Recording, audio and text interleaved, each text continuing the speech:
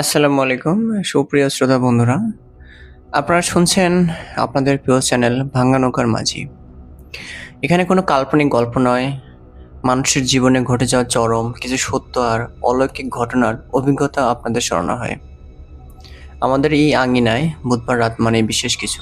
আজকের এই বিশেষ বুধবার রাতে আপনাদের জন্য রয়েছে দুটি হিম করা সত্য ঘটনা। প্রথম ঘটনাটি আমাদের পাঠিয়েছেন বাংলাদেশের জামালপুর থেকে মোহাম্মদ রাসেল। আর দ্বিতীয় ঘটনাটি পাঠিয়েছেন জলপাইগুড়ি থেকে তারিক, যা মূলত ঘটেছিল ওনার এক ঘনিষ্ঠ বন্ধু সাজদের সাথে। চলুন আর দেরি না করে চলে যাই আমাদের আজকের প্রথম ঘটনায়।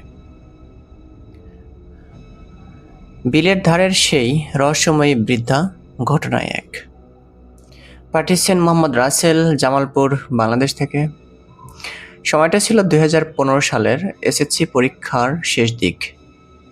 শেষ পরীক্ষাটা দিয়ে আমরা বন্ধুরা মিলে সিদ্ধান্ত নিলাম আজ রাতে একটা জম্পেশ পিকনিক করা যাক। যেমন ভাবা তেমন কাজ। আমাদের জামালপুরের ঐতিহ্যবাহী খাবার মিল্লি ভাত, চাল ডাল আর মাংসের এক বিশেষ মিশ্রণ। রান্নার আয়োজন করা হলো। আমাদের পরিচিত মাসুদ ভাই রান্নাটা খুব ভালো পারেন, তাই ওনাকেই দায়িত্ব দেওয়া হলো। আমরা পিকনিকের জায়গা হিসেবে বেছে নিলাম আমাদের গ্রামের বিলের ঘাটকে। জায়গাটার বর্ণনা দেওয়া প্রয়োজন। বিলের এক পাশে ছিল আমাদের রান্নার জায়গা আর অপর পারে ছিল একটা ঘন বাঁশবাগান ও তার পেছনে একটা পুরনো শ্যাওলাধারা কবরস্থান। রাতটা ছিল পূর্ণিমা আর চাঁদের আলোয় বিলের পানি ঝলমল করছিল, কিন্তু চারপাশটা ছিল অদ্ভুত রকমের নিস্তব্ধ। মাঝে মাঝে শুধু ঝিঝি পোকার ডাক আর বিলের ওপার থেকে শিয়ালের কান্না ভেসে আসছিল। বিলের ঘাট ঘেঁষে একটা ভাঙা কুঁড়েঘর ছিল, সেখানে একজন বৃদ্ধা একা থাকতেন। গ্রামের সবাই ওনাকে দাদি বলে ডাকত। আমরা রান্না চাপিয়ে একটু আনন্দ করার জন্য মিউজিক সিস্টেম চালু করলাম। হঠাৎ করে বিদ্যুৎ চলে গেল। চারপাশটা আগের চেয়েও থমথমে হয়ে উঠল। ঠিক তখন বিলের ওপার থেকে কেউ একজন গম্ভীর গলায় চেঁচিয়ে বলল, বাবারা সাউন্ডটা একটু কমাও, আমি তো ঘুমাতে পারছি না। আমরা ভাবলাম হয়তো কবরস্থানের ওদিকের বাড়ি থেকে কেউ বলছে। আমরা সাউন্ড কমিয়ে দিলাম। খানিক বাদে রাত যখন প্রায় একটা ছুঁই ছুঁই, আমাদের মিউজিক একদম বন্ধ হয়ে গেল। আমরা দেখতে গেলাম কি হয়েছে। গিয়ে দেখি কুঁড়ে ঘরের সেই বৃদ্ধা দাদি আমাদের সামনে দাঁড়িয়ে আছেন। ওনার চোখ দুটো কেমন যেন অস্বাভাবিক বড় লাগছিল। উনি রেগে গিয়ে বললেন, তোরা এত জোরে আওয়াজ করছিস কেন? আমার ঘুম আসছিল না। আমার বন্ধু শফিউল ওনাকে শান্ত করার জন্য বলল, দাদি রাগ করো না, বসো, আমাদের মিল্লি ভাত রান্না হয়েছে, একটু খেয়ে যাও। দাদি বললেন, মিল্লি ভাত রান্না করেছিস? অনেকদিন মাংস খাই না, দে তাহলে। আমি মনে মনে অবাক হলাম। আমরা যে মিল্লি ভাত রান্না করেছি তা তো ওনাকে বলিনি। উনি জানলেন কিভাবে? যাই হোক, দাদিকে খাবার দেওয়া হলো। উনি যেভাবে খাচ্ছিলেন তা মোটেও সাধারণ মানুষের মতো ছিল না। খাওয়া শেষ করে উনি চলে গেলেন। এর কিছুক্ষণ পর আমাদের বন্ধু সুমন বাড়ি থেকে ফিরে আসছিল। সে ঠিক দাদির পাশ কেটে এলো, কিন্তু আশ্চর্যের বিষয় সুমন দাদিকে দেখতেই পায়নি। আমরা যখন সুমনকে বললাম, ও হেসে উড়িয়ে দিল। খাওয়া শেষ করে আমরা যখন বাড়ির পথ ধরলাম তখন রাত প্রায় 1:45। আমাদের সাথে মাসুদ ভাইও ছিলেন। আমরা যখন সেই বৃদ্ধার বাড়ির পাশ দিয়ে যাচ্ছি তখন আমাদের পেছনে থাকা মাসুদ ভাই হঠাৎ থমকে দাঁড়িয়ে কাঁপতে কাঁপতে বললেন, রাসেল, সুমন ওদিকে তাকা। আমরা তাকে কিছু দেখলাম না, কিন্তু মাসুদ ভাই বললেন ওনার চোখের সামনে নাকি হুবহুব এক চেহারার 7জন বৃদ্ধা একটা কালো ছাগল জবাই করছেন। আমরা ভয়ে দ্রুত পা চালালাম। যখন বিলের খালের পাড় দিয়ে যাচ্ছিলাম, মাসুদ ভাই আবার আতঙ্কিত চোখে খালের দিকে তাকিয়ে রইলেন। পরদিন সকালে আমরা যখন গ্রামের সেই দাদির সাথে দেখা করলাম, উনি আমাদের দেখে অবাক হয়ে বললেন, কিসের মিল্লি ভাত? আমি তো গত 2 দিন ধরে বাড়িতেই ছিলাম না, আমার মেয়ের বাড়ি বেড়াতে গিয়েছিলাম। ওনার কথা শুনে আমাদের সবার গায়ের লোম খাড়া হয়ে গেল। তাহলে কাল রাতে আমাদের হাত থেকে মিল্লি ভাত খেয়ে গেল কে? আর মাসুদ ভাই ইবা কাদের দেখেছিলেন? এর কিছুদিন পর এক রাতে প্রচণ্ড গরমে আমি উঠানে এসে একটা চেয়ারে বসেছিলাম। ওয়াশরুমের পাশে একটা বড় বাঁশবাগান ছিল। হঠাৎ আমার চোখ গেল ওদিকে। চাঁদের আলোয় দেখলাম বাঁশবাগানের নিচে সেই বৃদ্ধা দাঁড়িয়ে আছেন। আমার এক বড় ভাই একবার বলেছিলেন, অন্য জগতের কেউ সামনে এলে লক্ষ্য করতে হয়, তাদের পা মাটিতে থাকে না এবং পায়ের পাতা উল্টো থাকে।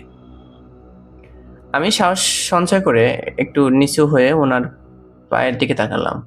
আমার বুকের ভেতরটা খা খা করে উঠলো। দেখলাম ওনার পা দুটো মাটি থেকে ইঞ্চিখানেক উপরে ভাসছে, পায়ের পাতা দুটো পেছনের দিকে ঘোরানো। এই দৃশ্য দেখে আমি এক তীব্র চিৎকার দিয়ে জ্ঞান হারিয়ে ফেলি। পরদিন থেকে আমার শরীরে 105 ডিগ্রি জ্বর। কোনো ডাক্তার বা ওষুধে সেই জ্বর কমছিল না। শেষমেশ আব্বা এক বুজুর্গ হুজুরের শরণাপন্ন হন, যিনি যিনি চিকিৎসা করাতেন। হুজুর ওনার হিসাব নিকাশ করে বললেন, রাসেলের উপর একটা জিনের নজর পড়েছে। ওরা বিলের ধারে 7 বোন জিন। তবে জিনটি খারাপ নয়, রাসেলের সাথে মিলে যাওয়ায় সে ভয় পেয়েছে। হুজুরের পরামর্শের পর এক রাতে আমি স্বপ্নে দেখলাম সেই বৃদ্ধা আমার মাথায় হাত বুলিয়ে দিচ্ছেন এবং বলছেন, ভয় পাস নে বাবা, আমি তোর ক্ষতি করব না। উনি আমাকে একটি বিশেষ গাছের শিকড় খেতে বললেন এবং আয়াতুল কুরসি পড়ে পানি ফু দিয়ে খেতে বললেন। আশ্চর্যের বিষয় হলো, পরদিন আমার বন্ধু সুমন এবং আমার আম্মা হুবহু একই স্বপ্ন দেখেন। আম্মা বিকেলে যখন সেই বিশেষ গাছটি খুঁজতে বিলের দিকে যাচ্ছিলেন, তখন আমাদের গোয়ালের ছাগলটিও ওনার আগে আগে হেঁটে ওনাকে বিলের ধারে নিয়ে যায় এবং বিলের পানিতে নেমে অদৃশ্য হয়ে যায়। পরে আম্মা গাছটি তুলে বাড়ি ফিরে দেখেন আমাদের ছাগলটি গোয়ালে শান্তভাবে বাঁধা আছে। যাই হোক, সেই গাছের শিকড় হাতে বাঁধা এবং আয়াতুল কুরসি ফু দেওয়া পানি খাওয়ার 3 দিনের মাথায় আমি পুরোপুরি সুস্থ হয়ে উঠি। আজ পর্যন্ত আমি আর কোনো অতিপ্রাকৃত ঘটনার মুখোমুখি হইনি, কিন্তু বিলের ধারের সেই রাতের অভিজ্ঞতা আমি আজীবন ভুলব না।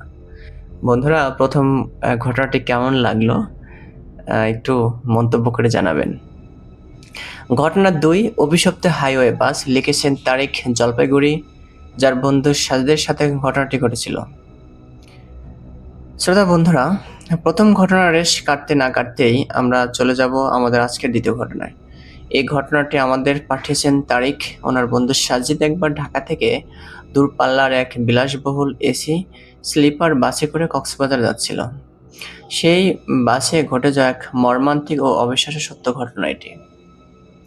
মিজান ভাই, আমার বন্ধু সাজিদ আগে ভীষণ চঞ্চল আর হাসিখুশি ছিল, কিন্তু গত বছর একটা পারিবারিক অনুষ্ঠানে যখন ওর সাথে অনেকদিন পর দেখা হলো, আমি ওকে চিনতে পারছিলাম না। ওর চোখের নিচে এক গভীর অন্ধকার, যেন কোনো এক আদিম আতঙ্কের ঘরে ও চিরতরে বন্দী হয়ে গেছে। এক রাতে অনেক জোরাজুরির পর ও কেঁদে ফেলে আমার হাত ধরে এই ঘটনাটি বলে। ঘটনাটি বছর 2 আগের। ঢাকা থেকে তখন ঝুম বৃষ্টি পড়ছিল। সাজিদ কক্সবাজার যাওয়ার জন্য একটা রাতের স্লিপার বাসে ওঠে। বাসের একদম পেছনের দিকের একটা লেয়ার বার্থ ছিল ওর। বাসে ওঠার পর থেকেই ও লক্ষ্য করে ভেতরে কেমন যেন একটা স্যাঁতসেঁতে ভেজা মাটি, কর্পূর আর বাসি গোলাপ ফুলের নিশ্চিত পচা গন্ধ ঘুরপাক খাচ্ছে। এসি সচল থাকলেও গন্ধটা যাচ্ছিল না। মাঝরাতে হঠাৎ সাদের ঘুম ভেঙে যায় এক তীব্র অস্বাভাবিক ঠান্ডায়। মনে হচ্ছিল ও যেন বাসের ভেতর নয়, কোনো বরফ ঘরের ভেতর শুয়ে আছে। ও গায়ে কম্বল জড়াতে গিয়ে পাশে তাকাতেই দেখলো পাশের খালি কেবিনটায় একজন মানুষ জড়সড় হয়ে বসে আছে। সাজিদ ভালো করে তাকাতেই ওর বুকের ভেতরটা কেঁপে উঠল। মানুষটি একটা কালো চাদর মুড়ি দিয়ে আছে আর তার মাথাটা অদ্ভুতভাবে এক পাশে ঝুলে আছে, ঠিক যেভাবে ফাঁসি দেওয়ার পর মানুষের ঘাড় ভেঙে যায়। বাসটা যখনই হাইওয়ের কোনো গর্তে বা ঝাঁকুনিতে পড়ছিল, ওই অবয়ের মাথাটা চামড়ার পুতুলের মতো এদিক ওদিক দুলছিল, যেন ঘাড়ের হাড়ের সাথে মাথার কোনো সংযোগ নেই। সাজিদ আতঙ্কে চোখ বন্ধ করে শুয়ে রইল। রাত তখন আনুমানিক 3টা। বাসটি তখন লোহাগাড়ার এক ঘন জঙ্গল ঘেরা নির্জন হাইওয়ে দিয়ে তীব্র গতিতে ছুটে চলছে। হঠাৎ বাসের ভেতরের এসি থেকে এক অদ্ভুত ফিসফিসানি আওয়াজ হতে শুরু করলো এবং বাসের নীল লাইট ল্যাম্পগুলো নিভে গেল। ঠিক তখনই সাজিদের কানে এলো একটা চাপা কান্নার আওয়াজ। আওয়াজটা কোনো বড় মানুষের নয়, একটা ছোট শিশুর। সেই কান্নাটা বাসের করিডোর দিয়ে একবার সামনে যাচ্ছিল, আবার পেছনে আসছিল। সাজিদ কাঁথার ফাঁক দিয়ে উকি মেরে দেখল করিডোর একদম ফাঁকা, কিন্তু কান্নাটা এতটাই বাস্তব ছিল যে মনে হচ্ছিল কেউ ওর কানের কাছে মুখ এনে ফিসফিস করে কাঁদছে। ভয় কাটাতে সাজিদ জানলার বাইরে তাকালো। বাইরে ঘুটঘুটে অন্ধকার আর কুয়াশা। হঠাৎ এক তীব্র ঝাঁকুনিতে জানলার কাচের দিকে তাকাতে সাজিদের হৃদস্পন্দন থমকে গেল। চলন্ত বাসের জানলার বাইরে কাচের ওপরে একটা ছোট্ট বাচ্চার মুখ লেপ্টে আছে। তার চোখ দুটো কুচকুচে কালো, যেন দুটো গভীর শূন্য কুয়ো। তার ফ্যাকাশে নীল ঠোঁট দুটো নড়ছিল, আর সে কাছে আঁচড় কাটছিল ভেতরে আসার জন্য। ৯০ কিলোমিটার বেগে চলা গাড়ির বাহিরে কোনো জীবন্ত মানুষের এভাবে ভেসে থাকা অসম্ভব। সাজিদ চিৎকার করতে চাইল, কিন্তু ওর গলা দিয়ে কোনো আওয়াজ বেরোল না। ভোরের আলো ফোটার ঠিক আগে বাসটি হাইওয়ের পাশে একটা পরিত্যক্ত ভাঙাচোরা হোটেলের সামনে এসে থামে। চালক ও হেল্পার যাত্রীদের নামতে বললেন। সাজিদ কোনো মতে অবশ শরীর নিয়ে বাস থেকে নেমে কন্ডাক্টরের কাছে গেল। কন্ডাক্টরের বয়স আনুমানিক 50-এর কোঠায়, মুখটা ভীষণ গম্ভীর ও নিষ্প্রাণ। সাজিদ যখন ওনাকে রাতের ঘটনার কথা বলতে যাবে, ঠিক তখনই ভোরের আলোয় কন্ডাক্টরটি সাজিদের দিকে মুখ ঘোরালো। সাজিদ চরম আতঙ্কে দেখল লোকটার মুখের চামড়া গলে গলে নিচের দিকে নেমে যাচ্ছে, আর তার গলায় কালচে রঙের ফাঁসির দড়ির গভীর দাগ।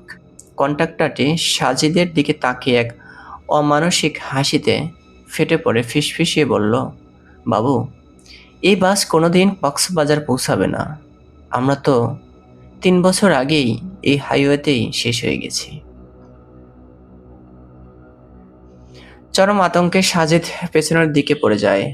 ও দেখল বাকি যে যাত্রীরা বাস থেকে নেমেছিল তাদের সবার শরীর ফ্যাকাশে ও নিষ্প্রাণ পুতুলের মতো দাঁড়িয়ে আছে। সাজিদের চারপাশটা অন্ধকার হয়ে আসতে লাগলো এবং ও জ্ঞান হারিয়ে ফেলে।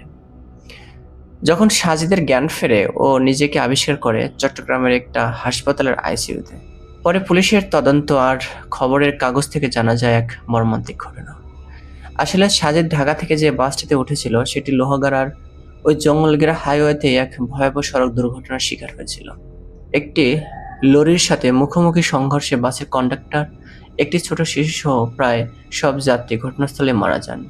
সাজিদ অলৌকিকভাবে বেঁচে গেলেও মাথায় তীব্র আঘাত পেয়ে কোমায় চলে গিয়েছিল, আর কোমার ওই অবচেতন অবস্থাতেই ওর আত্মা বা চেতনা সেই মৃত যাত্রীদের অতৃপ্ত আত্মার সাথে জুড়ে গিয়েছিল এবং ও সেই অভিশপ্ত মৃত্যুর মুহূর্তটি বারবার দেখছিল।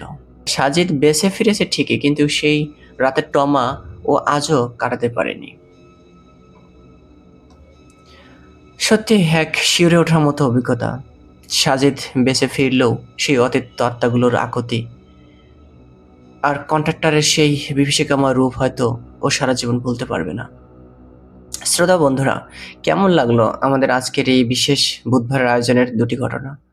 আমাদের কমেন্ট করে অবশ্যই জানাবেন। আপনাদের জীবনে ঘটে যাওয়া কোনো অলৌকিক বা ভৌতিক ঘটনা যদি আমাদের সাথে শেয়ার করতে চান, তবে স্ক্রিনে দেওয়া ঠিকানায় বা আমাদের ইনবক্সে লিখে পাঠিয়ে দিতে পারেন। আমরা কোনো ফি বা টাকা ছাড়াই আপনার সত্য অভিজ্ঞতা আমাদের চ্যানেলে তুলে ধরব। মনে রাখবেন, ভাঙ্গা নৌকার মাঝিতে প্রতি বুধবার মানেই বিশেষ কিছু। আগামী বুধবারে আবারও দেখা হবে নতুন কোনো হাড় হিম করা সত্য ঘটনা নিয়ে। ততক্ষণ পর্যন্ত সবাই ভালো থাকুন, সুস্থ থাকুন এবং নিরাপদে থাকুন। আল্লাহ হাফেজ।